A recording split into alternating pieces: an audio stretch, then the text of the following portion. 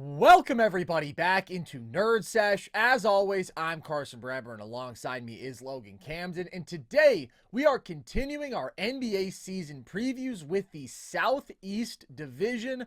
An interesting division, Logan. We've definitely got some stinkers in here. We've got some teams who are going to be at the bottom of the standings. But I think that there's two teams that are really going to be contending for this division title. So I'm interested. Who do you have on top here? I've got the Orlando Magic winning this division. I have And them now going please sing the song. Orlando Magic, Orlando Magic. Oh, Oh, oh thank my you. gosh, dude! I'm so glad that this team is good again. That the social team can actually cook up some dope stuff. I remember a couple of years back when they were at the bottom of the East, and it was just Alfred Payton. yeah, man. Shit post after shit post, nothing really to look forward to. Alfred Payton with his 20th six-assist game of the season. and a triple double. I mean, they've come a far way, man, and it's.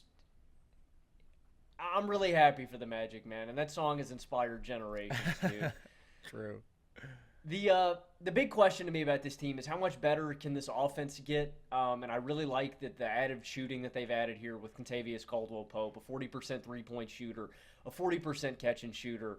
And I think the offensive leap really hinges on how much of a leap that Paolo Banchero takes this year.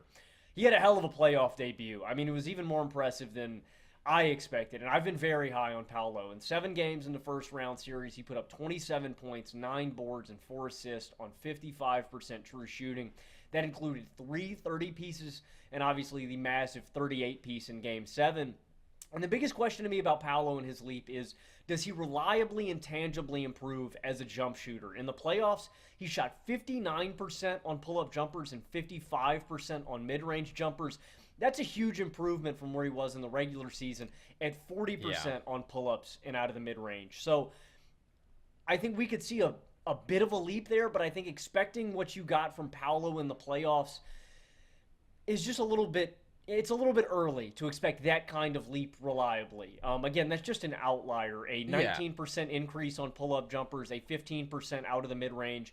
I think maybe, in an ideal scenario, maybe you could see a 5% increase, but expecting that from him on a nightly basis is just a little too much to expect from a guy this young, because Paolo gets a lot of credit for the Magic in this big turnaround, and I do think he is the face of this franchise and the best player on this team, but I think he can get a little bit of an unfair amount of the credit because the team wins on the back of their defense.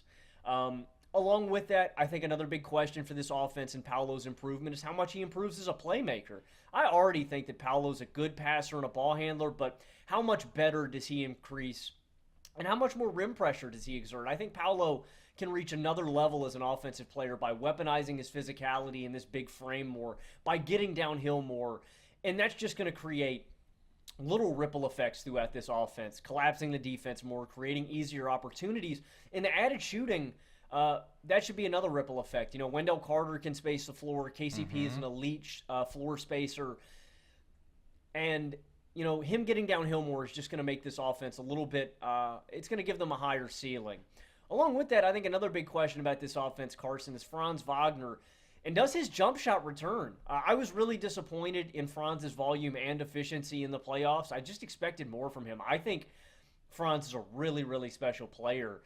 In the playoffs, he gives you 19.7 rebounds, 4 assists on 41% from the field and 27% from deep. And this was a trend that we saw continue from the regular season, where he shot 28% from deep and 29% on catch-and-shoot jumpers.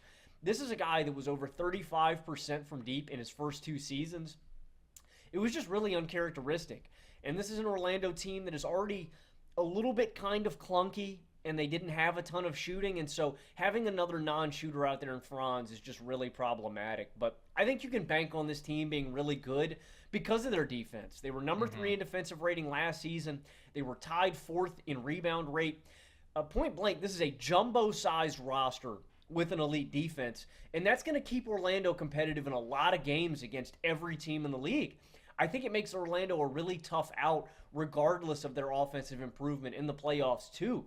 you can just turn a lot of games into rock fights with a roster like this. And now that you add KCP, you pair him with Jalen Suggs, this is one of the best defensive backcourts in all of the NBA. You think about their wings, Jonathan Isaac, Franz Wagner, Paolo Banchero. Now you add in Tristan Da Silva, a rookie like him. You just have a lot of big, long, rangy, impactful defensive wings. Wendell Carter and Goga Batadze are going to anchor inside. There's just not many weak points defensively, right? I mean, I'd probably say Cole Anthony and Gary Harris, but in certain matchups, you don't even have to play those guys, right? They're going to get sunburn off the bench, but you're looking at maybe 15 to 20 minutes tops.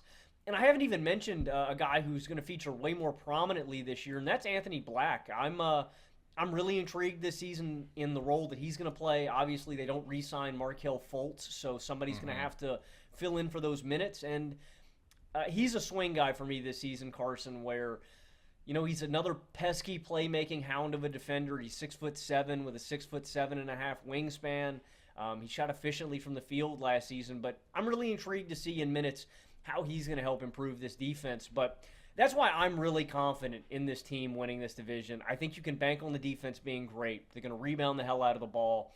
If they can take any sort of tangible offensive leap, right, going from a bottom 10 unit to maybe a league average unit or above average, Orlando has a chance to climb closer to real championship contender, a real contender tier. I don't think they're going to reach that just yet, but I think they can get really close. And this defensive foundation is going to make them really competitive in the playoffs. And every single game, man, it's just something that you can bank on game to game that other teams don't have. And that's why I'm confident, along with Miami's injury history, and that's why I'm confident in Orlando winning this division.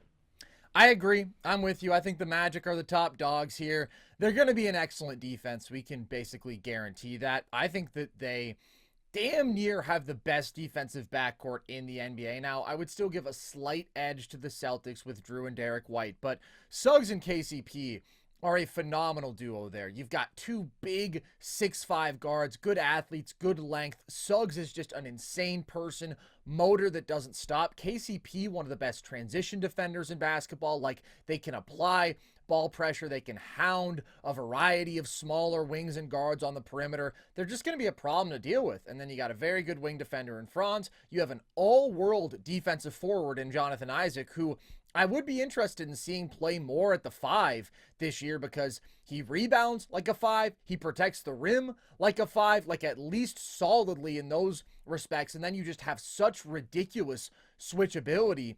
He's just such a weapon on both the perimeter and the interior defensively, and he's relatively skilled offensively. His health held up last year, and if he's healthy, he just should be out there on the floor for 25 minutes a game, which wasn't the case throughout last year. They were sort of saving him, and then they deployed him a little bit more in the playoffs.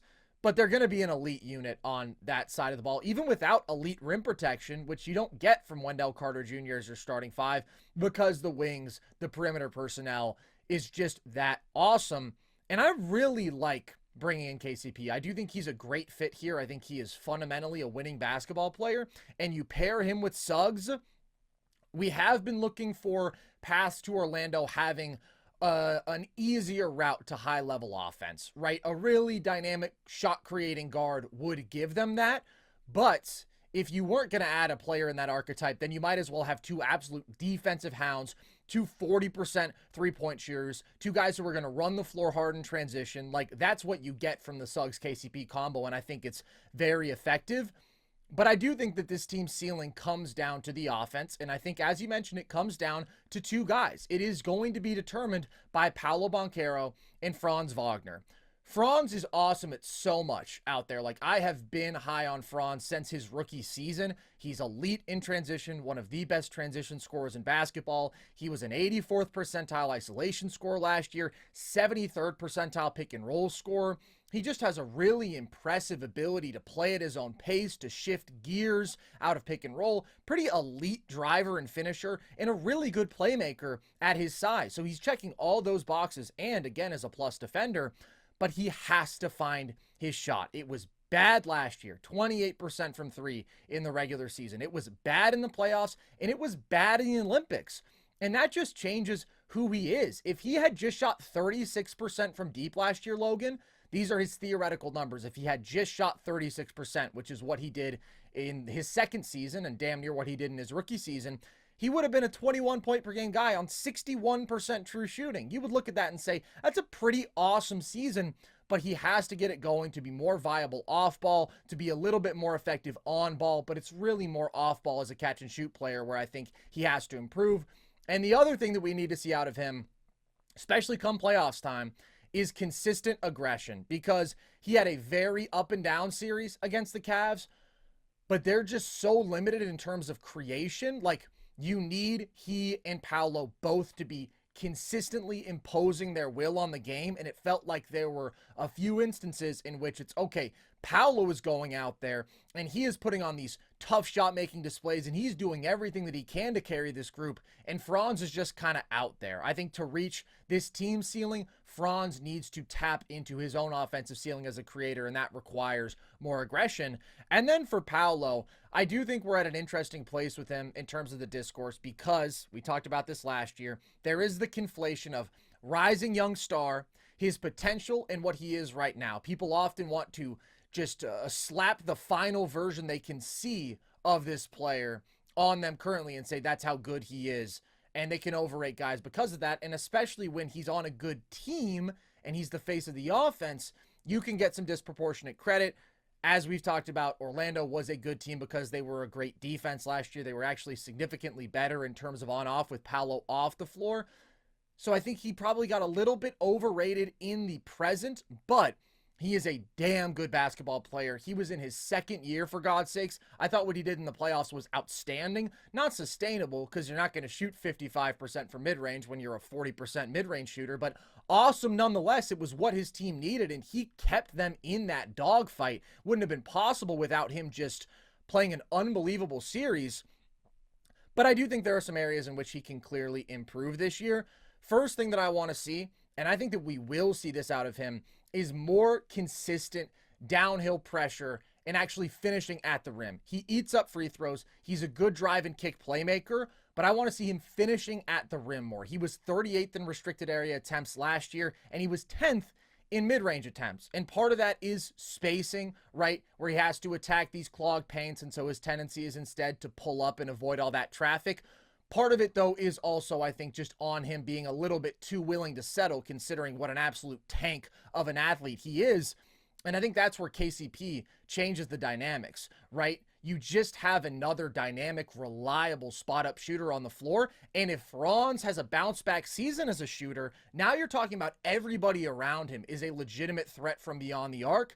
I think that could have a pronounced impact for Paolo individually and for this Orlando offense, because, I mean, they were one of the worst shooting teams in the league last year. They were 30th in threes made. They were 24th in three-point percentage.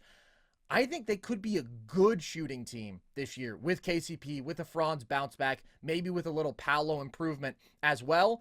And I do want to see him just continue to progress as a playmaker. He's already ahead of schedule for his size and his position and his age, but I think that he can still improve, right? He is good at this stage. I'd like to see him do it a little bit more out of the post. I think that Paolo is somebody who's willing to post up, but oftentimes he does so thinking, okay, I'm going to get to my turnaround, which just isn't a very efficient shot. He's going to draw a lot of doubles in those situations, especially if he's conscientiously attacking mismatches. And we saw in the playoffs, there are instances where he is attacking a smaller player, he draws a double, and there's a turnover. He's not quite as efficient playmaking specifically in those back to the basket situations as I think he can be, but he sees a lot, man. He's creative. He makes these wraparound passes. He fires these skip passes. Like, the turnovers are a little high right now. They were very high in the playoff series, but that's okay. I really, really like the trajectory that he's on there. And then, yeah, I think that he could take a little bit of a jump as a jump shooter as well. So if he gets smarter about his shot selection, takes a little bit of a stride as a playmaker too, I'd expect him to become a top 25 sort of player this year. I think some people were already trying to crown him as that last year, and he wasn't. He was just too inefficient, right? Still too unrefined in some of these categories, but he's just going to keep getting better, man. I mean, we do have to give credit for how insanely good he was considering his age, considering he was a second-year player last season. I think this is the leap where it's like, okay, Paolo is a legitimate all-star caliber player, no doubt, and maybe even creeps into those all-NBA conversations. I probably wouldn't quite expect that. But because I'm expecting that improvement from him, I'm expecting some bounce back from Franz. I do think their shooting is better. I really like their depth. I mean, Logan, you just go through the names on the bench. It's actually crazy. Anthony Black, Cole Anthony, Gary Harris, Jonathan Isaac, if he's not the full-time starter at the 5, which I don't think he will be, Mo Wagner, Tristan Da Silva, one of my favorite prospects in this draft. Just another big, versatile, do-it-all wing, can shoot, can play make, can kill you as a driver, defends at a high level, good in transition. Like, I love Da Silva. Rebounds well.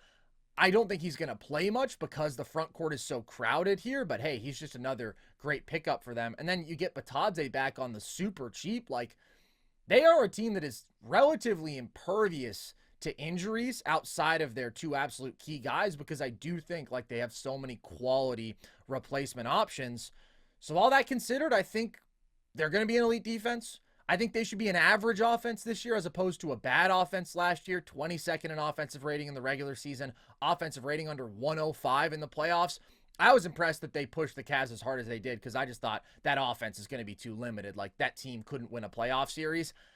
I think they're more serious. I think they're more dangerous this year. The problem is just the top 4 teams in the East are so good. Orlando's going to make life hard on any of them because of their defense. Can Paolo and Franz take that sort of jump offensively, though, where you can knock off a Philly, where you can knock off a Milwaukee? Can they go toe-to-toe with those high-end superstar-level players? That's where I think Orlando is probably just still one more year away from being seriously in those conversations. But I have them as the 5 seed. I think outside of that group, they are the best team in the Eastern Conference.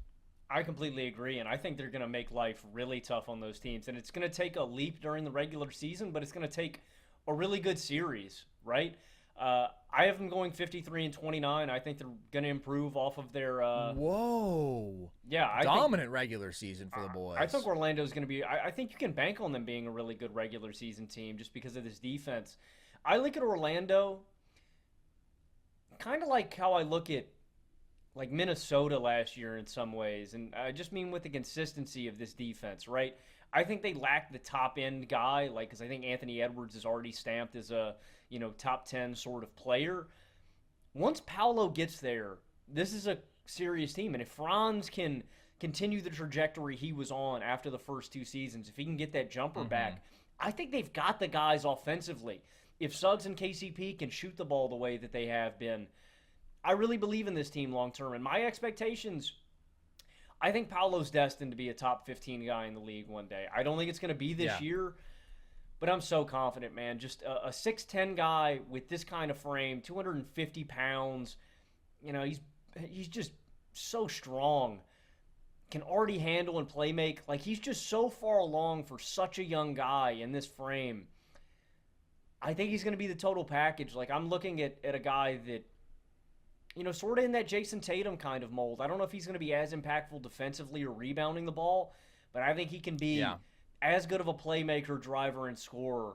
Those are my expectations for Paolo long term. And so once him and Franz realize that potential, I believe in this wing tandem that much, I think Orlando is going to be a real deal contender, man. It's all about when it comes together, not if. And I think it's going to be next year, but I have really high regular season expectations, man. I think Franz returns to form. I think the added shooting helps them. And I think this defense is just going to be hellish night in, night out, man. That's something that I really bank on with this team. So, yeah, I really do have high regular season expectations for this team. I didn't know where to go with their regular season record in the 50-win range, but I don't think 6 more wins than last year. And I know they were hot. They were one of the hottest teams in the second half of the year after the All-Star break.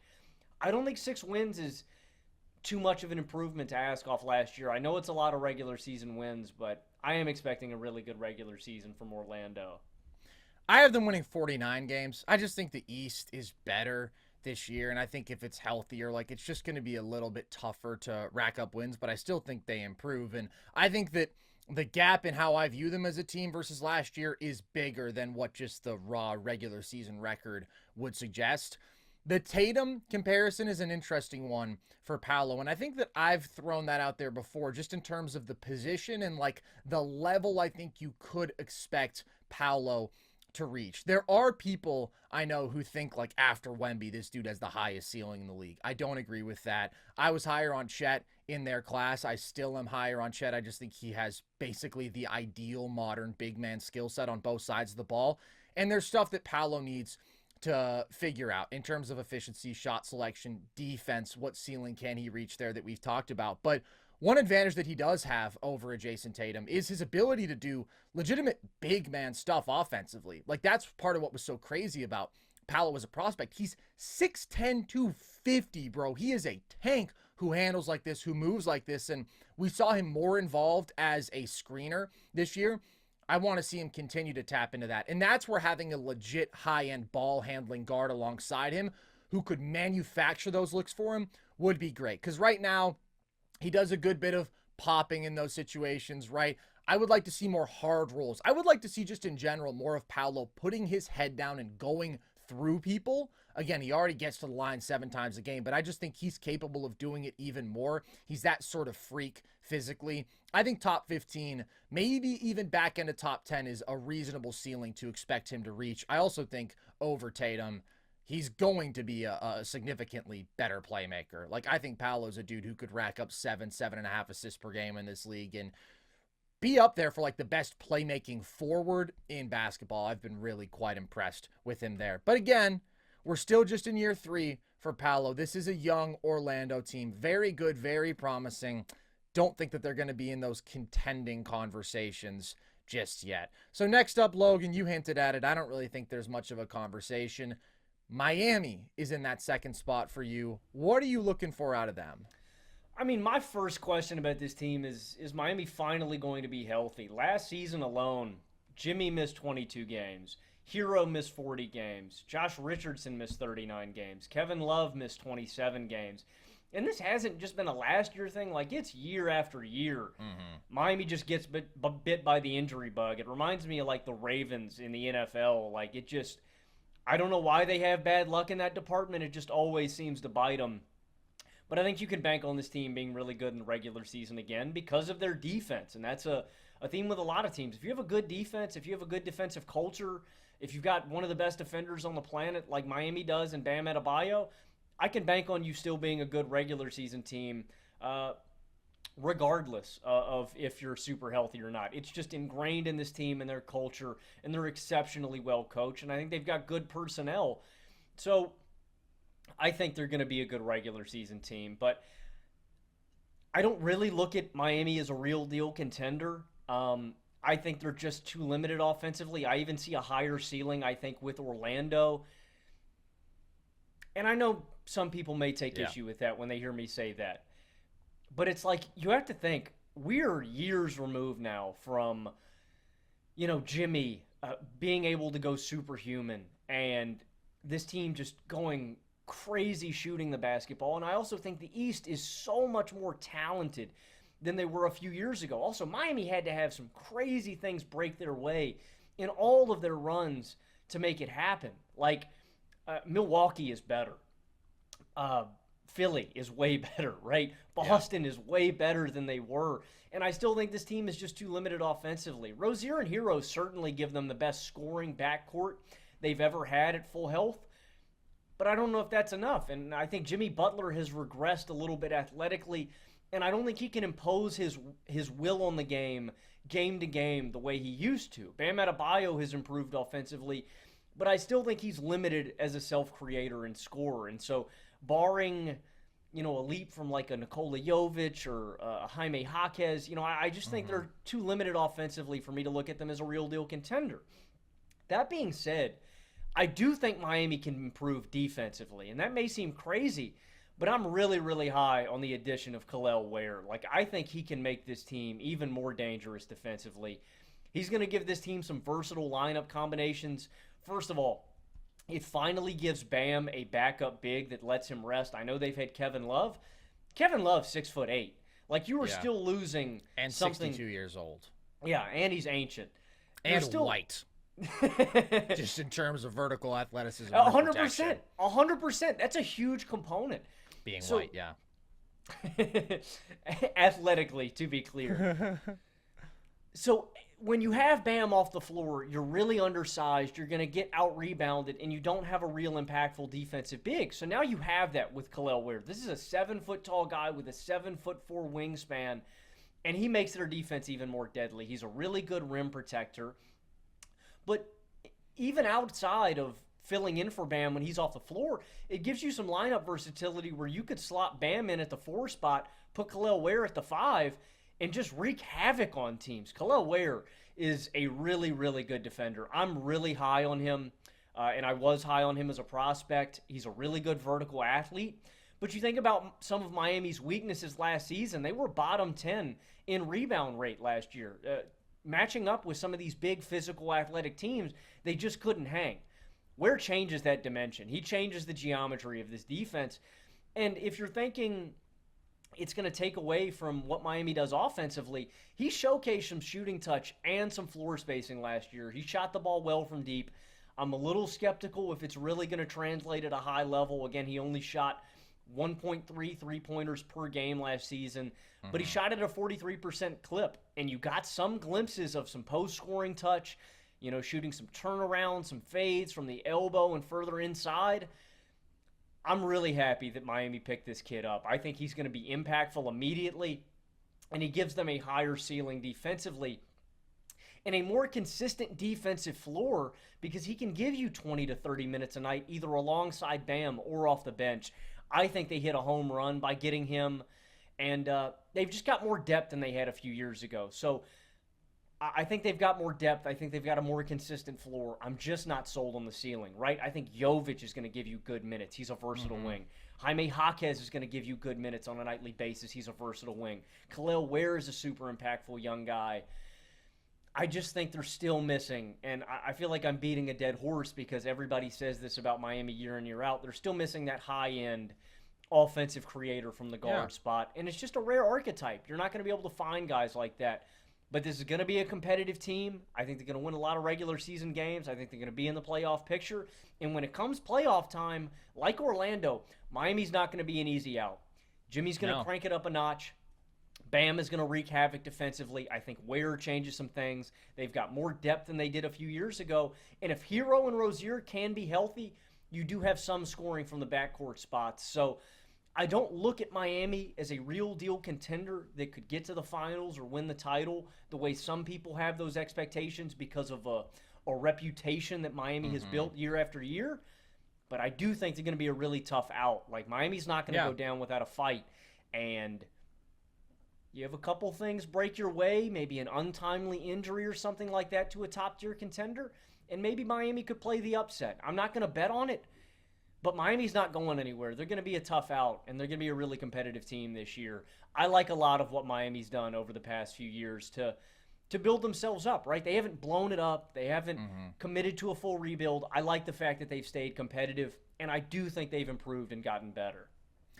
They're always an uncomfortable draw come playoff time, and there's a few concrete reasons for that. Number one, they have 2 top 20 players, and Jimmy historically has elevated to play as like a fringe top 10 player in some of these playoff situations. That is a level of top-end talent with 2 dudes that a lot of other teams don't have, and they have nice complementary skill sets. They're going to give you a great defensive foundation, and they have the best coach in basketball, the one coach who we've seen consistently swing games and swing series with his ability, especially defensively, schematically, to completely throw offenses out of rhythm. The heat zone is by far the most effective that we see in basketball today. The 2023 final one was crazy, and you got to give props to Jimmy for balling out, and Bam and the defensive foundation and Spo and all those things. Sure, they also shot 45% or better from 3 in their 2 big upset series, and they faced an Eastern Conference that isn't nearly what it is today. So I know there are some Heat fans who are thinking, last time we were at full strength, that's what we did. And honestly, I think this is a more talented basketball team than the team that went to the finals. There were just some very wonky circumstances involved that year, but we know that this is going to be a good team. We know they're going to defend well, especially in the playoffs, but in the regular season, dude, this is a ridiculous stat because this predates Bam, this predates Jimmy Miami has been a top 8 defense in 8 of the last 9 years. That is an Eric Spoelstra stat, man. And the one other time that they were outside the top 10 in those 9 years, they were 11th. So they are a good defense every single year. And of course, with Bam, that even goes up a notch. They were top 5 defense last year. I do think this year they're going to be on the back half of the top 10. They just don't have the talent of the elite defenses we see around the league: Minnesota, Orlando, Boston, OKC, etc. That group. The backcourt, not promising defensively. I think that Jovic is capable, but again, you have Bam, you have Spo, you have Jimmy. That's a very good defensive foundation. I thought Bam had arguably the best year of his career this past season. I thought that he was phenomenal on the glass. I mean, his rebounding numbers were the best of his career, but he also by far led the league in box outs. Like, he's just such a ridiculously active, high effort defensive player. He had a much better rim protecting season than he did in 2023. And I think he's just taken some marginal steps offensively, had to take on a bit more of a load, creating for himself. Was pretty efficient out of isolation when he ran pick and roll, which didn't happen often, but like, he could play make there. He could get downhill. It was impressive. Again, that's only like 30 some possessions. He did that last year, but I thought it was a really impressive all around season from him. The reality is still just as you laid out, like, without a great creator, he's only so efficient as an offensive hub. He's going to struggle to create easy offense there. The day we see Bam with a great pick and roll ball handler, if we ever saw Bam with a Trae Young who could spoon feed him lobs, I mean, my God, he might make a case as a top 15 player, because I think his offense would become that much easier. But unfortunately, that's not the situation right now. Jimmy is still a baller when he's out there. So again, they've got those 2 top 20-ish players. That's a good playoff formula. And it's the most talented offensive backcourt that they've had. Having 2 dudes in Hero and Rozier who can go for 20 points per game, who can play make capably, who can create shots out of pick and roll, who can really shoot off the catch. Like, that's something that they haven't had in recent years. At the same time, both those guys are flawed defensively. Offensively, neither gets to the rim or the line at a decent rate. So they both end up being these dudes who, yes, can eat up some volume and have some skill, but they are ultimately inefficient. So this is a more skilled offense, but the last 2 years they've been 21st and 25th in offensive rating. You're not taking a leap that is significant to the point where you're like knocking on top 10 conversations. I think this is still a mediocre offense. The potential X factor to me, though, Logan, is Nikola Jovic. I like him. I think he's got some real potential. As a 6'10 dude, he's got impressive ability to change pace. He's a slithery driver. He knows how to use his gather step. He's just got good footwork and pace and body control in the lane. He makes these wraparound passes as a driver. Like, he sees stuff there and he's creative. He makes some mistakes as a passer, but he's figuring it out. I'm okay with that. He was an 83rd percentile pick and roll creator over a small sample size, but like, you pair that with 40% 3-point shooting, again at 6'10", that's impressive. He's young. He's going to be 21 years old for this entire season, so I'm not expecting like a huge leap from him. But I think long-term, this is a guy who can raise their ceiling, and I think he's going to be a real quality starter this year. Whereas, you know, he's a guy who's spent some time in the G League, really tuning up over his first 2 years. I think he was a good pick. I think this is a year that we see some legitimate progress from him. And then the depth is good. Hawkes is just awesome. I'm not sure I see a ton of room for growth from him, because I believe he turns 24 this year. Like, he was one of the most pro-ready prospects, hard-nosed defender, super versatile scoring wing. I love his post game, especially smart passer. Really, the one area where I think he could take a step forward is if he can consistently knock down the 3-ball with any sort of volume, which he never quite could do in college. He didn't quite find a way to do it as a rookie. But if he put that together, then he's just a really, really complete basketball player. And then Duncan Robinson had a resurgence last year, had a really good season. Haywood Highsmith is consistent, defensively especially. Like you, I'm a fan of Kel'el Ware. I think he's huge. He protects the rim. He can shoot. I'm optimistic about the floor spacing. I'm with you. It's not a sure thing, but I'm optimistic. And really an efficient post-up scorer. We saw that in college. We saw that in summer league. Like, he can bully mismatches. So it just gives you more options. As you mentioned, they've needed a backup center. Having the opportunity to give Bam some looks at the 4 is intriguing. And that's another improvement that we've seen from Bam. It's only been in small doses so far, but that increased floor spacing, right? Last year was a career high for him in attempts from three. He shot 36%, still on just like zero point 0.6 attempts per game. But then we see it with Team USA. Like, if he gets to the point where he's taking a couple threes a game, making 35% of them, makes him a better player, gives him a more efficient jump shot than the mid range game, which can be tough, and makes him more viable as a power forward. So there is a lot to like with Miami. All that being said, though, Jimmy's going to miss a lot of games. Hero usually is good to miss some games. And they've just sort of limped through the past couple regular seasons with injuries, with their offensive issues. That's why I have them winning 46 games. I think they're going to be a play-in team. I expect them to get through the play-in because I think there's a big gap between the top 8 in the East and everybody else, the 9 through 15 spots. And come playoff time, I think this is a better team than last year. I think they have more offensive upside, and you can never fully count them out. It's the same dilemma that I just mentioned with Orlando. The top 4 seeds just have so much firepower. A Dame Giannis duo with an improved supporting cast. Philly's big 3, and I like what they did on the margins. Like 4 damn good basketball players for the Knicks and really good depth. Boston is just in another conversation, right? They would be clear underdogs in any of those matchups. Boston might be the only one who is unbeatable, though. I wouldn't pick Miami to beat any of the other top 4 seeds today, but I know that they can muck up those series. And I don't know if you force Julius Randle into a disaster class, right? We know that Bam guards Giannis better than anybody else. Like, if you can just take some of these offenses out of rhythm, it's going to come down to what you can do on that end. How well can they shoot?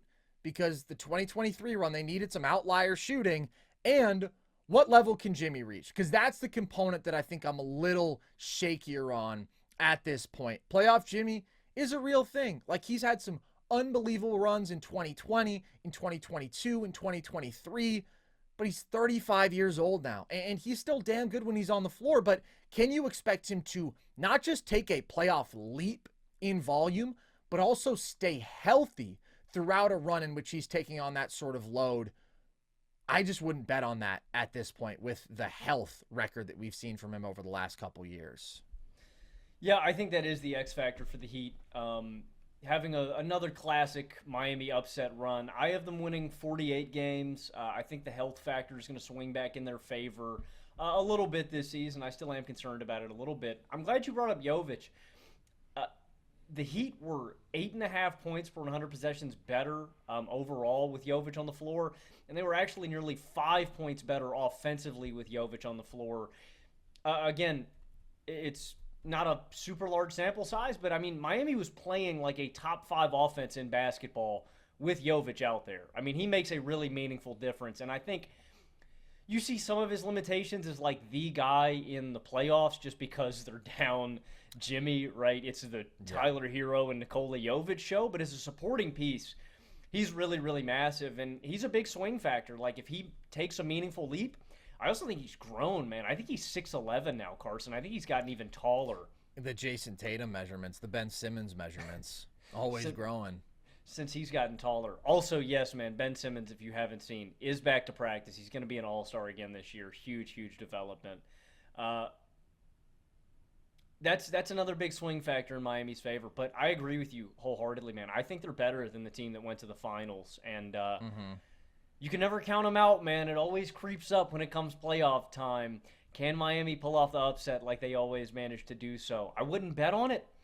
But like you said, dude, against every other team except Boston, I wouldn't count them out, man. They're one injury away from potentially making some noise. I'm really intrigued by Miami this year, man. They're always a fun team. I'm really interested in seeing a full year of Rozier because we just got sort of a half-season sample, and then he wasn't good to go for the playoff series. But I thought that was a really good value pickup last year. I think we basically know what he is offensively, right? He's like a solid tertiary creator, good three-point shooter, good athlete, but I think it's really going to hinge on what he brings defensively, how he fits offensively as well. But he took a step as a playmaker last year, I thought. It's just they need him to play really, really hard defensively, and we've seen stretches where when that's his role, like, he will compete defensively. he's just small at the end of the day. That's the thing with him and Hero. Hero is just going to be a liability athletically in your backcourt defensively. And Terry, for a 6'1 dude, is a better athlete and, again, will probably compete harder, but, like, he's just small at the end of the day. So I think that's a little bit concerning maybe for the defensive ceiling of this team, and we know that their defense is going to be what they hang their hat on. They're going to be good. The question is just, can they be great on that end? I think that they really need to if they want to make noise, and I think that the backcourt is a little bit of a concerning part of that equation. TD, Tutty, taking it to the house, in for 6. Whatever you call a touchdown, one thing's for sure. Touchdowns matter more at DraftKings Sportsbook, an official sports betting partner of the NFL. On the ground, in the air, from the special teams or the defense, we don't care how they score them. We want to bet on touchdowns, and DraftKings Sportsbook is delivering. Ready to place your first bet? Try betting on something simple, like picking a player to score a touchdown or how many TDs will be in a game. Go to the DraftKings Sportsbook app and make your pick. Ready to do a touchdown dance of your own? New DraftKings customers bet $5 to get $200 in bonus bets instantly. Score big with DraftKings Sportsbook, the #1 place to bet touchdowns. Download the DraftKings Sportsbook app and use code NERDS. That's code NERDS for new customers to get $200 in bonus bets when you bet just $5. Only on DraftKings. The crown is yours. Let's move on, Logan. I don't think we're going to be talking playoffs anymore. Atlanta Hawks, maybe play in. Maybe you could talk play in for them. Obviously, a big offseason. You trade away DeJounte Murray. You draft Reese Shea, #1 overall. You hold on to Trae Young. What are you expecting out of Atlanta this year? Yeah, I don't know. My my question every year comes back with Atlanta is just what ceiling can this team reach defensively? There's always a hard cap with this group because you have Trae Young, who's, one of the biggest liabilities defensively in basketball. But I do expect a little more offensive harmony without DeJounte Murray. I just think that was always a clunky fit, a guy that can't really space the floor at a high level, a little more hesitant to shoot threes. So I think that the offense is probably going to get a little bit better. They were 12th in offensive rating last year. I just think with the added spacing, Bogdanovich, Reese Shea, with Jalen Johnson's emergence, I think they should be a little bit better there. But their real deal, high-level success is always going to come back to what they can do defensively. And I think they got better there. They added Dyson Daniels, who I think is a really, really good perimeter defender. He just gives you another look where, in certain matchups, if you need him out there instead of Bogdanovich, instead of Reese Shea, he just gives you a better look. And he's a really, really underrated defender. I don't think enough people talk about him. I still like DeAndre Hunter. They add in Larry Nance Jr. to come off the bench.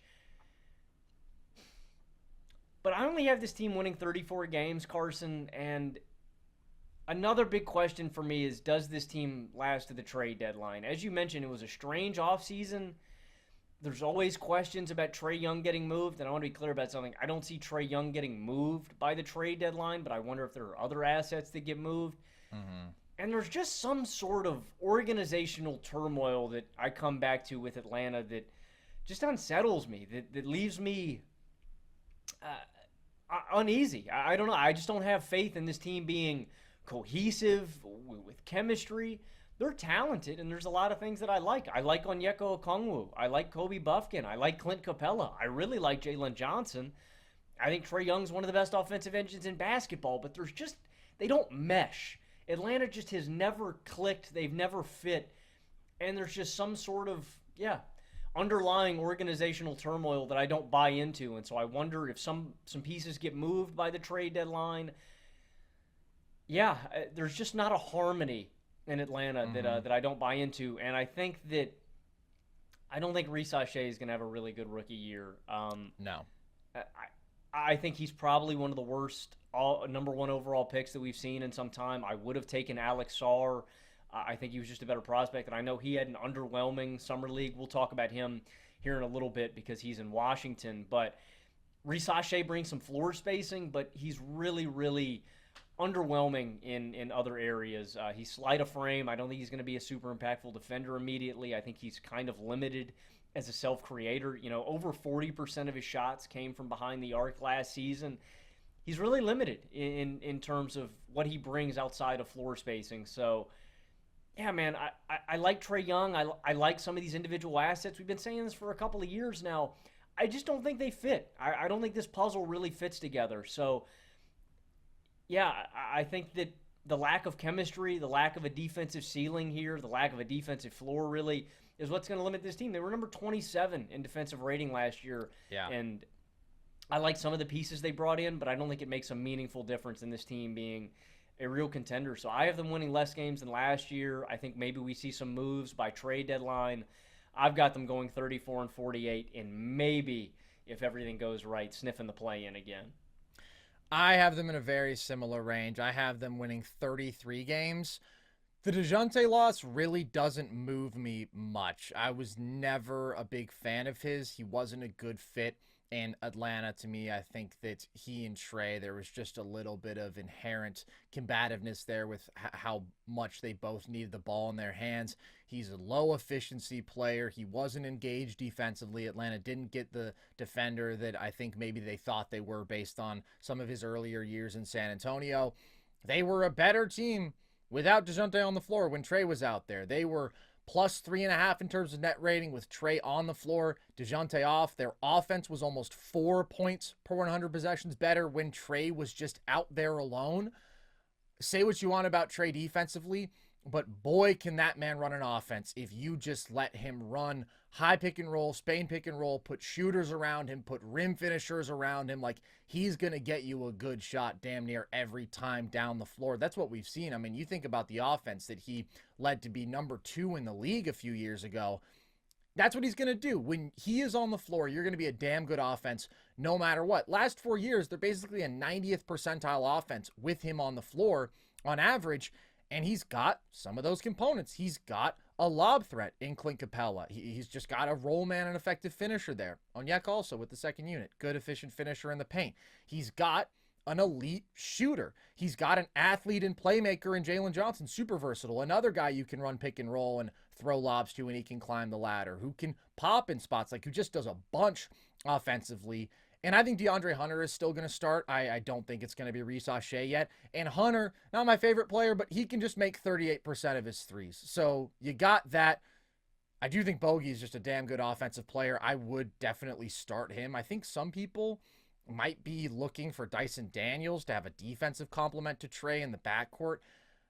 I love Dyson Daniels defensively. I just think he is a bad offensive player. I mean, very limited shooter. And I think that when you're trying to pair somebody with Trae, I get it. You're trying to figure out how can we be a capable defense. I would prefer to just lean in on maxing out the offensive ceiling. And I think that that's what you can do with Bogey. So that's what I expect. But as I'm saying, like the paradox here is they're going to be bad defensively again. They're always bad defensively. And I'm worried about the non-Trae minutes here. I am worried about your offensive outlook on the bench.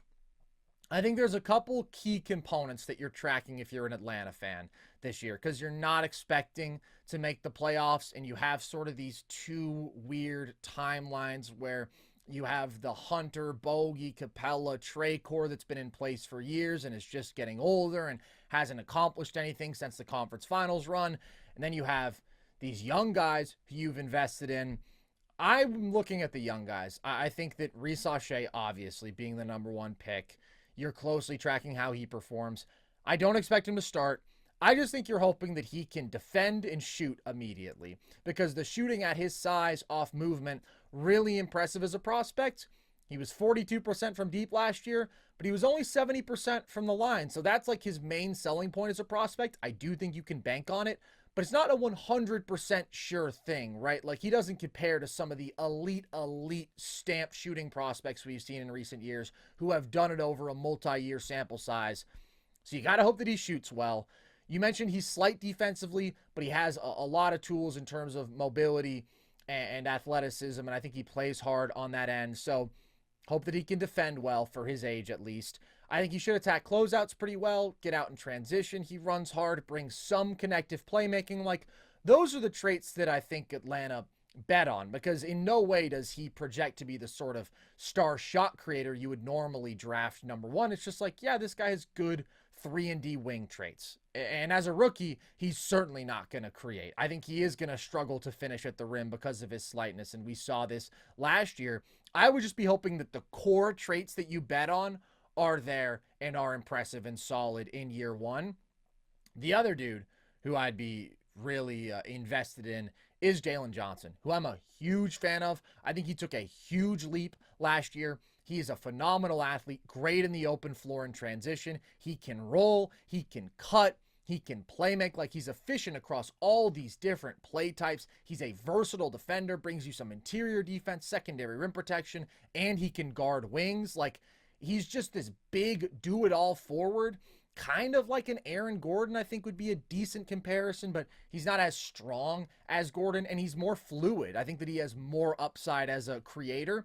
And as a shooter, I think that that is a key for him, is sustaining his three-point shot, because in his first 2 years, I mean, he was nothing as a shooter. And then last year, he comes in and he shoots almost 36% on nearly 4 attempts per game. You hope that he can sustain that. If he can, then I think he is just an awesome basketball player. And the other category is just adding more half-court shot creation, because he does so much complementary finishing stuff using his athleticism. When he runs pick and roll, though, like you see, man, he's got point guard skills at his size. He can dictate the pace. He can trap you on his back with a hostage dribble, and he shot well from the mid-range and on floaters. Like, he shot 46% on 2-point jumpers, so it's not a high-end weapon. It's not something he does a ton, but it's promising in terms of the touch there and his ability to run those actions. He can find shooters. Like, I want to see a little bit more of him running offense, because he's really good. The question is just, is he a damn good starter, or can he be an actual star? And I think there's a chance for stardom, and I think it hinges upon the shot, the on-ball creation out of pick and roll, and maybe, you know, what level can he reach defensively, although I think he's definitely good there. So you're watching that, but ultimately the Hawks are just kind of stuck here for now. Like, I would say trade Capella, just because I think it's weird that you still have Onyeka sitting there when he is just so clearly a capable starting big who you invested in highly in the draft. What are you going to trade Capella for, though? Like, are you getting a quality wing for him at this age? I don't know. There's a lot of dudes who can do most of what Clint Capella can on the market, and who you are paying damn near the minimum or on a rookie contract. So I'm not sure there's a market there. I would definitely try to trade DeAndre Hunter. I just think he's not very good. He hasn't progressed how you would have hoped. Again, he can shoot, hasn't developed much as a creator. I mean, offensively, he's solid. It's more defensively. He's regressed, man. He just has not been the prospect you expected. He's a bad rebounder for the position. He's not the sort of athlete to really bring value on the interior. He's not super consistently engaged. Like, I get it, Atlanta's not a good spot, but he hasn't been an impactful defender there. But I would try to talk somebody into, hey, remember this dude? Remember this 3-and-D prospect? Bring him in. And maybe you could move him. I don't know. I do wonder in a different situation if he would be more engaged, because that was the thing, man. DeAndre was a special defensive prospect at Virginia, dude. He was so impactful. I've been really disappointed. He's a really good mid-range and pull-up jump shooter. Yeah. He's developed even to being a better three-point shooter. Mm-hmm. And I know that contract looked huge at the time. I think a contending team could make use of DeAndre Hunter if you bring him in as a depth wing, or you know, if you simplify his role, attack closeouts, hit one dribble pull-ups, knock down open threes, defend.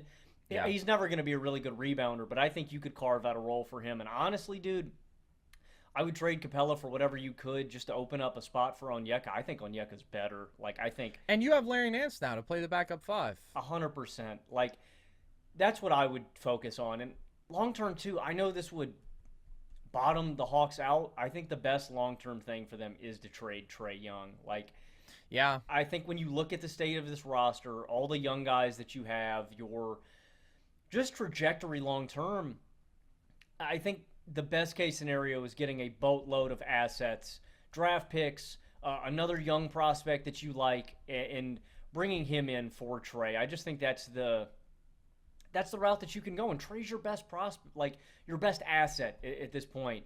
Mm-hmm. And one last guy I do want to give a shout out to when we're talking about the young guys. I think Jalen Johnson's a stud. I think that he is like the ideal young wing that you could have, a guy at this size with this kind of athleticism, with this skill.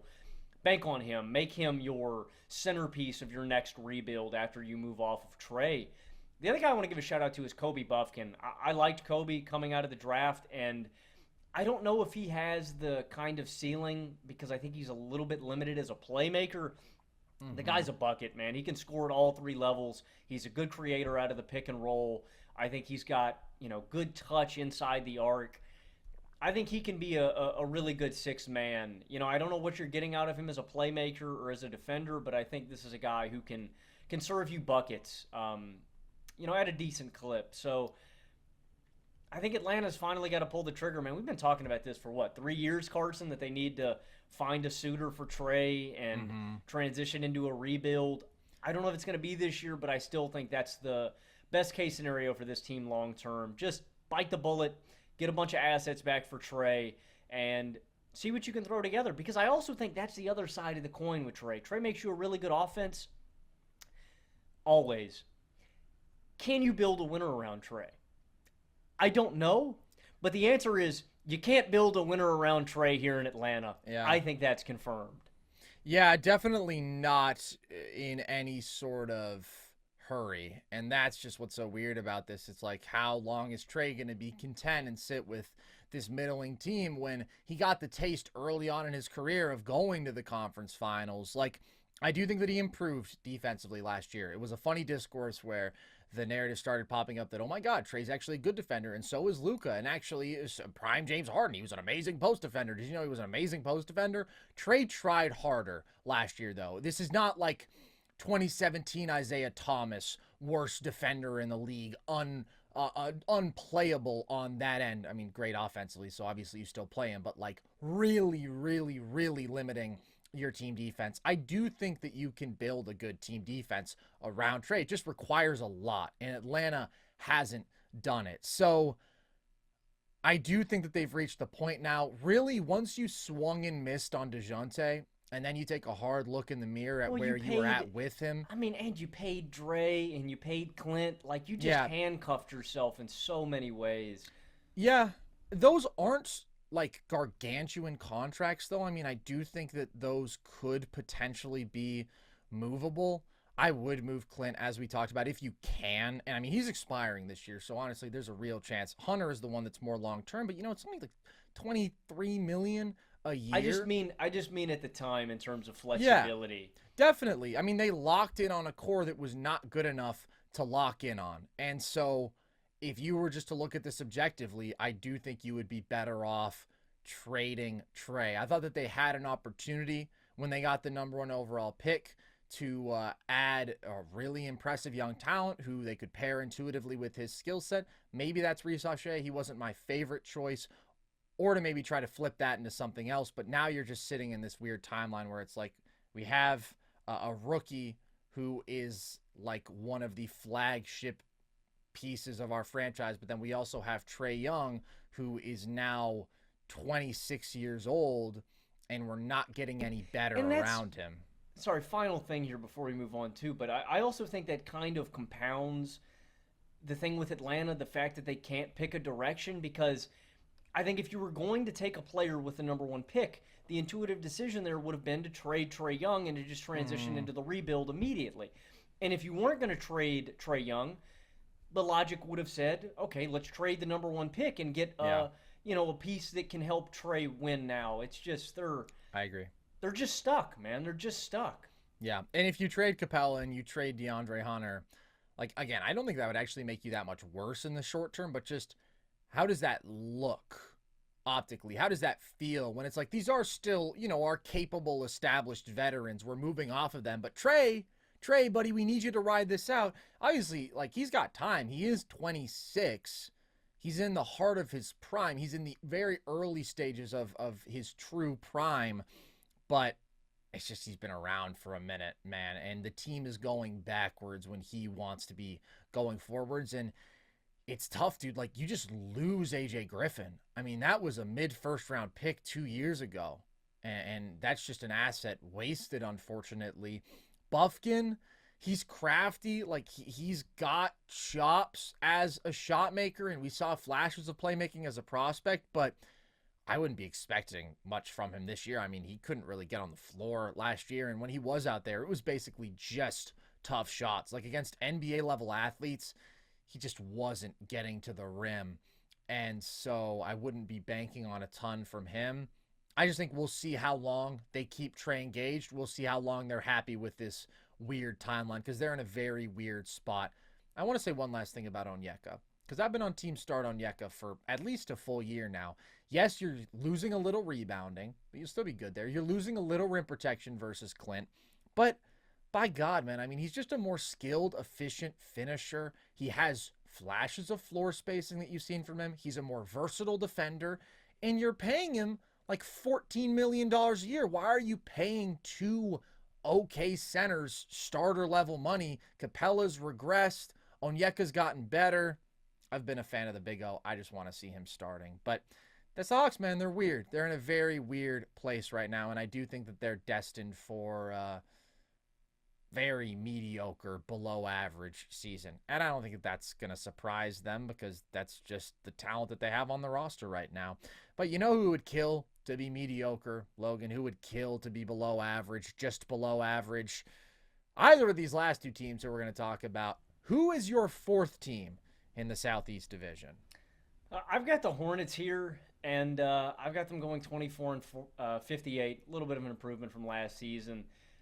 The big question to me, one, I think it's the obvious one, is can LaMelo Ball stay healthy? He's been dealing with an ankle injury basically for 3 straight seasons, and over the last 2 seasons, he's only played in 58 of 164 games. That's 35% of the team's games. It's just not what you want from your franchise centerpiece, obviously. You know, he's your guy. You already paid him. You need him to be out there. The other big question about Charlotte to me, does this team commit to winning on the defensive end? This is just not a serious basketball team right now, and they need a drastic culture shift. Steve Clifford is out.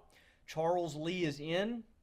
And I'm just kind of left back thinking back to draft night and wishing that they had drafted Donovan Clingan. I think you would have gotten that kind of shift immediately with him. Clingan is a really good defensive prospect. I think he's going to make the Blazers good immediately.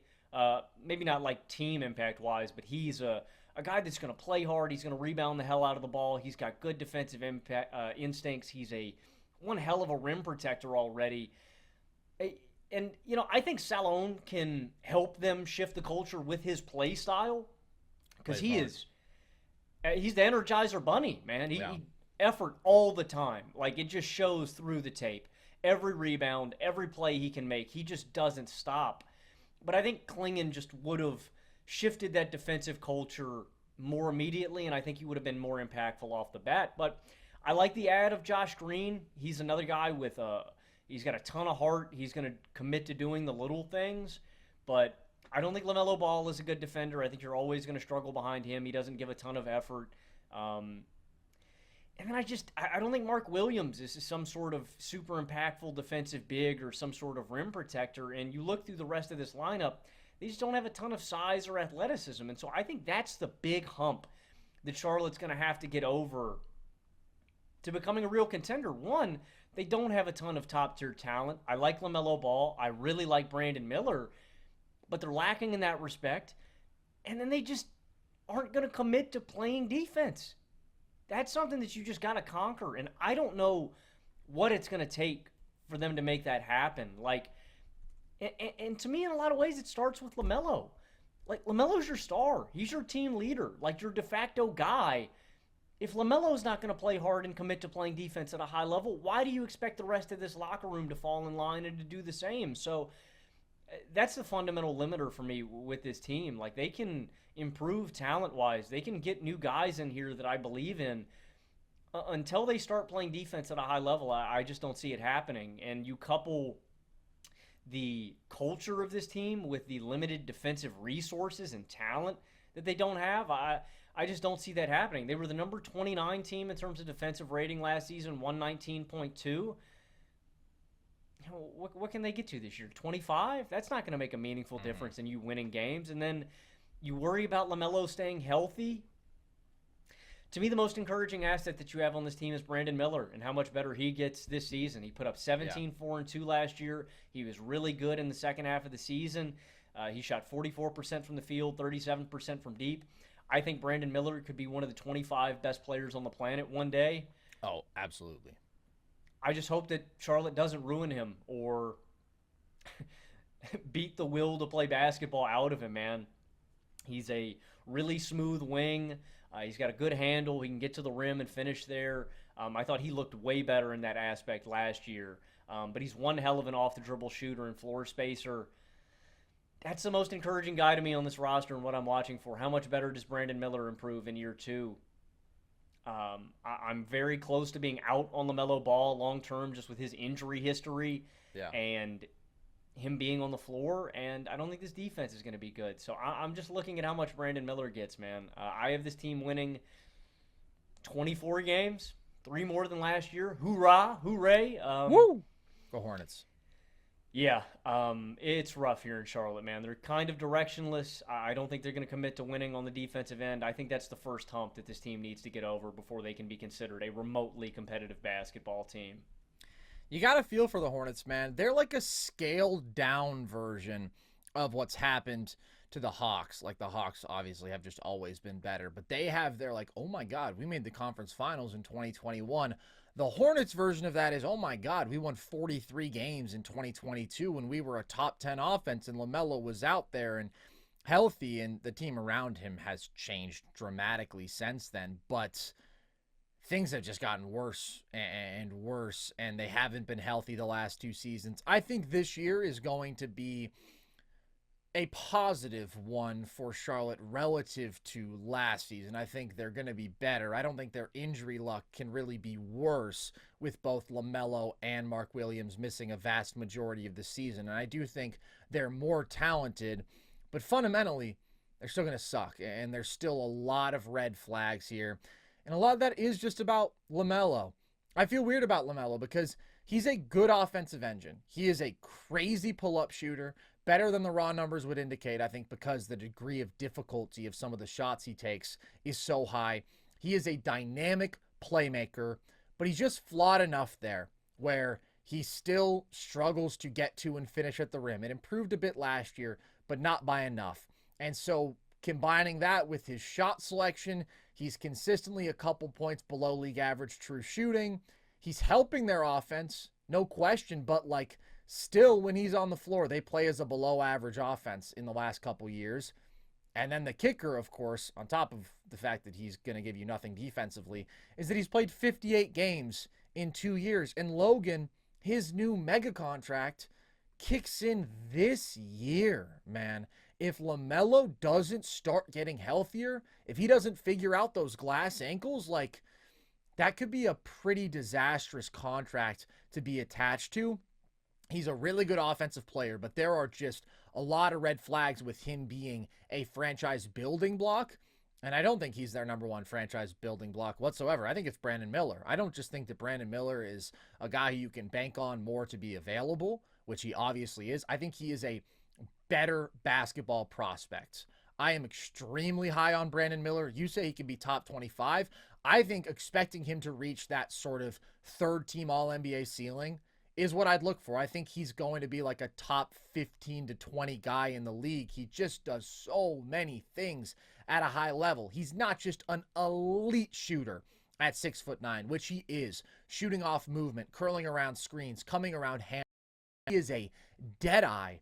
He's also got really impressive ball handling for his size, and he plays with good pace out of pick and roll, and he can attack you from that intermediate area that is so crucial out of pick and roll. He was 48% from mid-range, 42% on floaters. He's crafty there in the paint with his footwork. He was an efficient pick and roll scorer. He's a good athlete in transition. He's got the playmaking tools that you want to see just in terms of how you expect a wing to progress there, right? He's never going to be an elite playmaker, but I do think that he is going to be a good playmaking wing in this league. I think we've seen enough of that in college and in his rookie year to say he'll be pretty good at that aspect of the game. And defensively, he's got a super complete skill set. I mean, he is crazy long 7'2" wingspan, moves really well laterally. And once you join the Charlotte Hornets, it's a little bit tougher to gauge. And when you're a rookie in the NBA, obviously, like, there's always going to be an adjustment defensively. But what we saw in college, this was a dude who you could throw at the opposing team's lead guard, and he could apply ball pressure, and he could give them trouble. And then he also would bring some value as like a secondary rim protector, and he could help and recover on the back line, and he was a good rebounder. Like, I think that he is just a very prototypical do-it-all, versatile wing, elite shooter, high-end defensive tools, and the ability to create shots for himself. The one thing that is a limitation for him as well is getting that easy stuff at the rim. He struggles to finish. He's slighter. He doesn't have an explosive first step, and just getting to the line more. He was able to do that some more in college, just with like craftiness, with IQ, baiting people into fouls basically, but he didn't do that as much as a rookie. So that's the one flaw, but I'm extremely high on him. I think he takes a leap. I think he is your guy. And then the other member of this sort of core three, who definitely in terms of talent is a clear step down, but just if you're talking about like very solid pieces in Charlotte, is Mark Williams, who I do think is pretty good. Now, I think Charlotte fans are maybe a bit higher on him than they should be because they're Charlotte fans. No hate. As we've established, if I say no hate, you can't take it personally. But like, Carson, come on, man, they don't have anything, bro. That's what I'm saying. So I get it. I get it. You see an athletic big and you're like, oh my God. Here's the thing.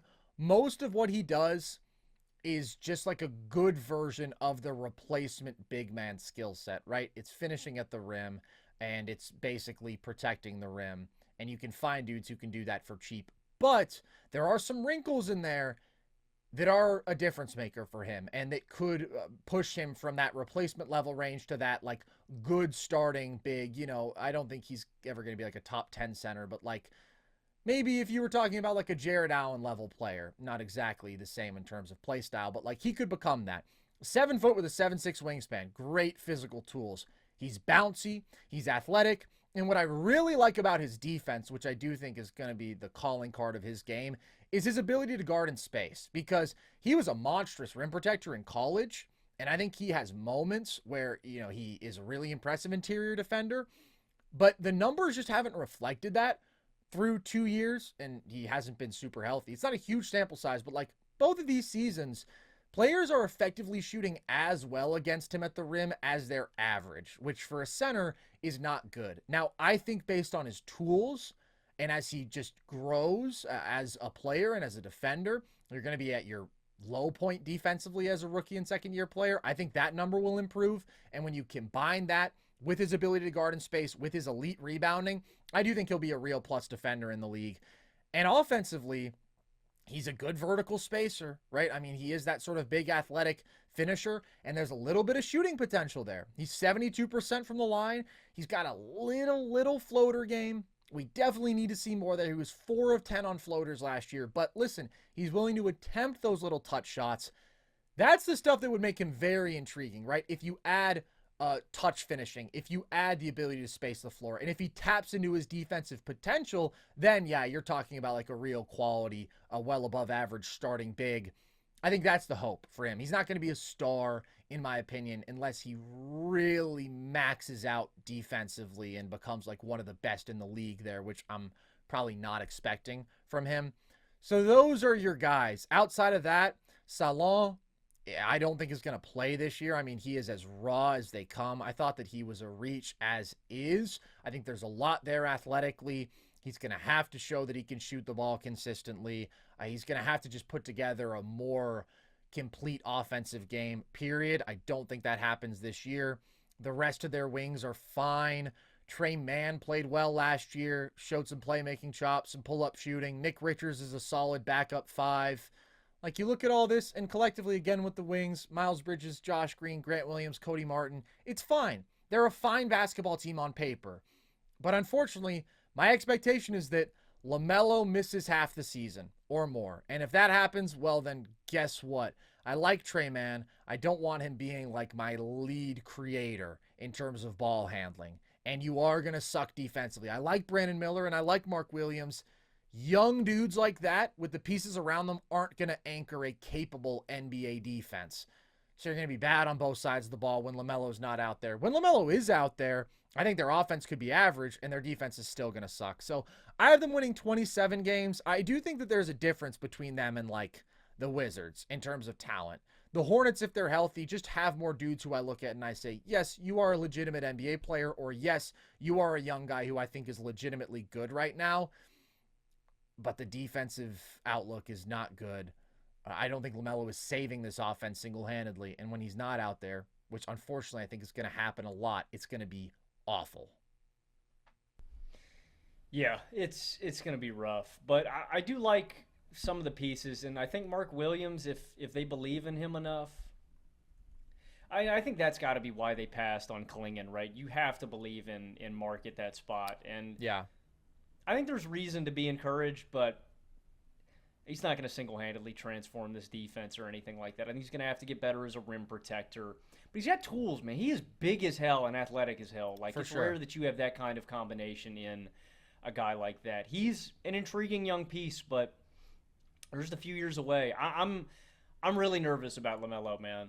I like LaMelo a lot. I think he's a really talented player, but he's got to be healthy. And if he misses this year again, I mean, you've already paid him, and then it's like, what is his value around the league?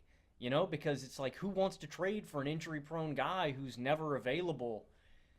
It's tough, man. The Hornets are in a tough spot, but I really like Brandon Miller. I think they've got something special in there. I think Brandon Miller's going to be a star, man. I think he's going to be really damn good. And whether he's a number 2 kind of star or a number 1 kind of star is going to be determined, but I really like him, and I agree with you. I think the Hornets are in a different spot than their counterpart in Washington. Yeah, Mark Williams definitely is a very key factor here. Even though, again, like I don't think he's necessarily going to be a game-changing player. I don't think there's a reasonable star ceiling there. It's just you did pass on Klingon. And the other thing is I think you passed on better wing prospects than Salon. Like, I get it. You're tantalized by the ceiling, but especially if you're not a good organization, developing a talent as raw as Salon, and also taking him 6th, right? Normally when you see a dude who has these tools but is this raw, it's more of like a late lottery mid-first round. You take him over Buzelis, you take him over Cody Williams, and you take him over Klingon. One of my least favorite picks of the draft. I'm just going to be real. I think if we were betting on the probable outcomes, there are more bad than good with Salon, especially considering that he is in Charlotte. So we'll see how that plays out. But Logan, maybe nobody has it worse than the Washington Wizards. Now, they had several picks in the first round this year. They got to pick 2nd overall and bring in Alex Sarr. So maybe there's some cause for optimism there. But this was a really, really bad basketball team last year. What are your expectations for them this year? I've got them winning 20 games. And you know what, man? Let's do something different. I'll start positively here. I love it. I do like what the Wizards did in the draft. A lot of it. I like them getting Alex Sarr. He would have been my number 1 prospect on the board, and I know a lot of people overreacted to Summer League. Look, Sarr is going to be raw offensively. He's going to struggle there.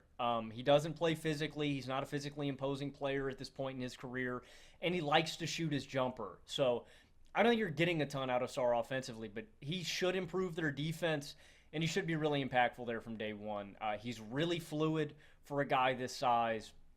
And he's really athletic for a guy this size. Like, I think he's going to be in that kind of mold of, and again, I think he's in a different tier than these guys. The Mobley, the Chet Holmgren, long, rangy, wiry big man who's going to improve your defense. I think he's in a different tier than those guys. I don't think he's as far along as a Chet or a Mobley. Those guys are freaks in terms of their instincts and what they could do immediately. But I think they got a steal by getting him. He was my number 1 prospect. I like Bub Carrington. He is really, really smooth. He's really, really fun. I think he should bring some bench ball handling and scoring and creation. And, I like both of those guys. I think they did a really good job with that. I also like Bilal Coulibaly a lot, too. I think that he is a young prospect, and he's really intriguing to see how much better he got. I didn't think Coulibaly was going to play it all last year, and he showcased a lot. Some shooting, some ball handling, some defense. I think they've got something there. So the framework is all right. I think the Wizards have a a couple of guys that you can bank on getting a lot better in the future. Are they going to be good this year? No, they're not. But they admitted that, they're not in a spot to win games. I do think they bungled the Bradley Beal trade a little bit. I don't think they did their best job, of getting the best assets back. They basically went Beal to Chris Paul to Jordan Poole. I think they could have done better than that. And I may have explored trading Kyle Kuzma last year, but they do re-sign him, so at least you don't lose an asset. But they've got young guys that I believe in, and that's encouraging. My big question, though, is what they look like after the trade deadline, Carson. I don't think some of these guys are still on this roster come trade deadline. Malcolm Brogdon is this team's point guard. I wonder if him and Valanciunas get moved. Those were two puzzling moves. Again, just rebuilding team. And I understand you want to bring in some older guys that can help the younger guys on your roster, just veteran presences in the locker room, guys with experience who have been around the league.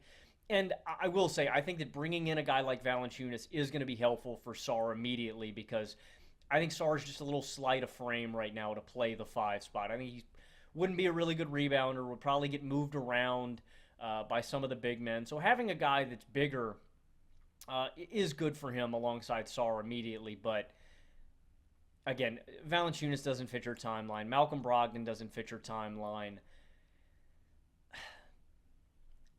Yeah, man, they're in a weird spot. I don't think the floor spacing is really good here. Sure, Valanciunas can shoot his 1-3 a game, but Sarr can't really space the floor. And their depth isn't great. I like Carrington. I like Corey Kispert. I like Coulibaly. But then the rest of this roster, you're looking at Rashawn Holmes and Marvin Bagley. The Wizards are going to be Don't sleep on Wizards Marvin Bagley, Logan. Yeah, I guess. I'm just kidding. No. Sleep on him. Sleep on him. Everybody who is awake about him, you're a fool. Dude, he averaged 20 and 10 down the stretch, Carson. You don't get it, man. You don't get it. This is his breakout. Always been able to score that, man. Yeah. This team really just Jahlil Okafor 2.0 is what for people real. Don't want you to know. It's a great comp. I'm sure Vlade Divac is holding out hope that he blossoms into a star so he can brag that he made the right pick. Did you see that he said that he's wasn't so quite dumb. ready to say that he made the wrong call? I hate him. I'm so mad at you, Vlade. God, dude. Time will tell. Time will tell if Marvin Bagley is better than Luka Doncic. Carson, some have said that time has already told, but okay. Yeah.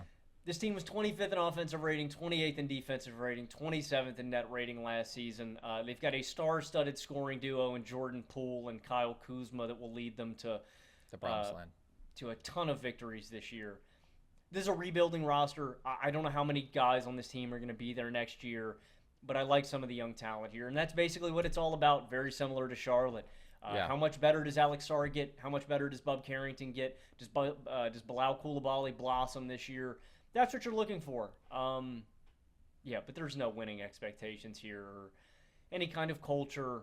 It's what you get out of the young guys. I have them winning 17 games. I think that they're probably going to be the worst team in the league. Yippee! Yeah, I think that you hit on it. The primary objectives are just developing these young guys. Coulibaly, I was impressed by last year. I mean, he was extremely young. He was raw as a prospect. And immediately it's like, okay, well, he actually shot the ball well. That was a question. We had only seen a small sample size of him shooting capably before he was drafted. I was impressed with his ball handling. I was impressed with his fluidity. Like, he was still just a 23rd percentile pick and roll creator, but we saw more there than I expected to. He ran the floor hard. He cut smartly. Those were the things we did see as a prospect. And defensively, he's got elite tools. That's what we saw as a prospect. So I think you let him just keep growing. I mean, I would just let him fuck around out there, man, and play with the ball in his hands and see what he can tap into as a shot creator and playmaker. Because if he really figures that out, that's a damn good basketball player right there. I thought he had a really impressive rookie season. I am high on Sarr long term. I mean, they're just putting together the French Connection here. For his rookie year, I'm not expecting big things. I do think defensively, putting him at the 4 first is ideal.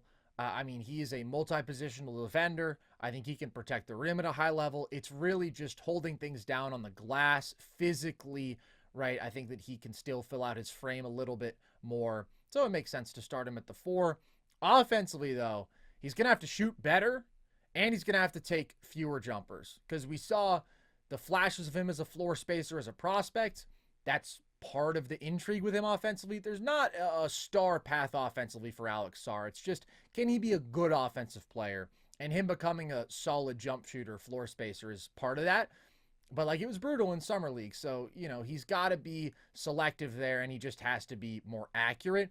And I want to see him improve as a non-dunk finisher around the rim, improve that touch in the paint, and just get those shots around the rim more consistently. But I think he's going to definitely have to figure some things out offensively this rookie year. I'm not expecting a lot.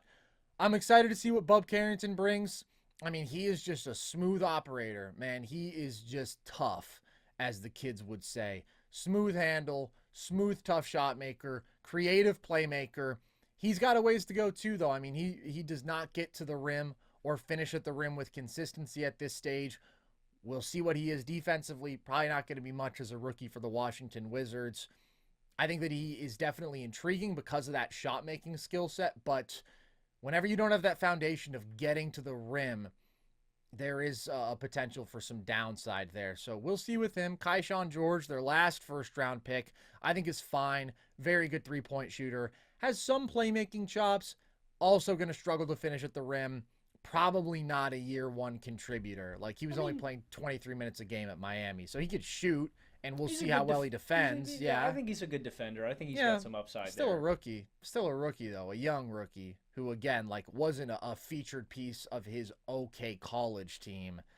That's where I just think there is a bit of an extended timeline with several of these Washington dudes, right? Coulibaly ahead of schedule, but still a dude who is kind of more about upside than the immediate. Sarr, definitely offensively, you're looking long-term. And defensively, too, it's going to take time. It always does. Keyshawn, again, just like a young guy. Like, I'm not expecting a great impact from these young dudes outside of Coulibaly. And Sarr will get the most minutes, so hopefully he looks good defensively and is okay offensively. Directionally, I would be trading Kyle Kuzma the second I can. He's 29. He does nothing for you. He can intrigue some playoff team out there, right, who wants a big forward who can rebound and who can space the floor capably and get himself a shot and has grown as a passer. Kuzma can contribute to winning in a downscaled role compared to what he's doing in Washington. I think he's gotten better. I think he's good. But here, it's like brutal. Not doing anything for you. Poole, I think, is cooked. I've sold all my Jordan Poole stock. I think you just got to live with him at this point. And in my opinion, they lost their best proven young asset in Denny, who's also on an unreal contract. Like, he's making, I think, $14 million a year for the next 4 seasons. So they did get Bub back, and they got Brogdon, and they got another first, but that's all the way in 2029 and a couple seconds. Like, they got a good-sized haul. Denny's just really good. And to have bankable, good young basketball players in Washington, I think is valuable right now. And they compromised a guy who really fits with whatever sort of roster configuration you were going to go with around him. So I didn't love that. They had some decent veterans with Brogdon and Valanciunas and Sadiq Bey. None of those guys are moving the needle. Like, I just think they're going to suck. They're going to be a defensive disaster. They're going to be an offensive disaster. I mean, there's nothing easy here, right? Poole is wildly inefficient. Kuz is inefficient. You don't have shooting. You have two bigs who, like, maybe every once in a while will step out there and take a three. Sarr might take too many but be inefficient at them. So, like, everything is just going to be hard for them offensively. They'll be a better rebounding team, Logan. I think they can hang their hat on that. They were a horrible rebounding team last year. You got Kuz and Sarr and Valanciunas in the front court. Oh, they'll be an average rebounding team. But they're going to miss a lot of shots. They're going to struggle to get stops. And they're going to be awful. Maybe in 5 to 10 years, maybe. Well, Logan, I think they've been saying that since 1979 when they lost in the finals to the Sonics. But at that point, they're thinking, hey, we won last year. We'll just get right back. 50 years we're coming up on a suffering for Wizards fans. Yeah, I just pity Wizards fans, man. I mean, at this point, are there any Wizards? I know one Wizards fan, but I know 2 actually. So, Jokic Joestar is sort of like a quasi-Wizards fan. He gives them like his second team. I was counting him as. Oh, you were one. counting him. Yeah. Second team. It's arguable. It's debatable, and that's the first one coming to your mind. I don't know. It's not good. Sorry, guys. Yeah, but they do have some young talent. I really like Coulibaly. I think he's going to be something. I think Sarr is going to be something. It's about getting these guys to commit to trying to win. I also do And think keeping your head up. I also do think that starts, though, like you said, with getting rid of Jordan Poole and Kyle Kuzma. Like, I think culture-wise for this team, I think you need, like, I mean, the Wizards are strapped for any good basketball players, but I think it starts with retooling this team and trying to get them to commit to winning on the defensive end. And I think Sarr could do that. Again, it's not going to happen in year one, but I think long-term, there's something there. There's something I just don't know how you get off Poole. Kuz, I think, is going to be easy. I think, honestly, they are just, like, sort of using their leverage and making sure they get a good haul back because they're not in a rush. Kuz could help somebody. Jordan Poole cannot, and you're paying him $34 million in 2027. I don't think you're getting off that, unfortunately, and it's going to be tough until they're off that contract and until these young guys have progressed for them to do anything serious. All right, guys, appreciate you tuning in. Hope you enjoyed. We will be back this Sunday night reacting to all of the NFL action, and we will keep on coming with these NBA season previews. We already did the Atlantic Division. Check that out, and you can find all of this on our YouTube channel. Logan just did a video on Caleb Williams, his latest performance, why he played better than you think. Check that out. Awesome stuff. I have a video coming soon on a guy who I think is a rising NBA superstar. Stay locked in for that. You can listen to all of our full shows across all audio platforms. You can follow us across social, TikTok, Instagram at NerdSesh, Twitter at Nerd_Sesh to see clips from the show, graphics from the show, all of our short-form trivia content. You can join our Discord. The link to that is at the link tree across our social media bios. And if you enjoyed, please, if you haven't already, feel free to throw a subscribe. No pressure. No pressure, but it would be nice. It would be nice. You put a smile on Logan's face. Logan, let's see that smile. Logan, let's see that smile. Come on. You don't want to make that guy smile? Come on. You know you want to. All right. Appreciate you guys. With that, as always, I've been Carson Brabber. I've been Logan Camden. And this was Nerd Sesh.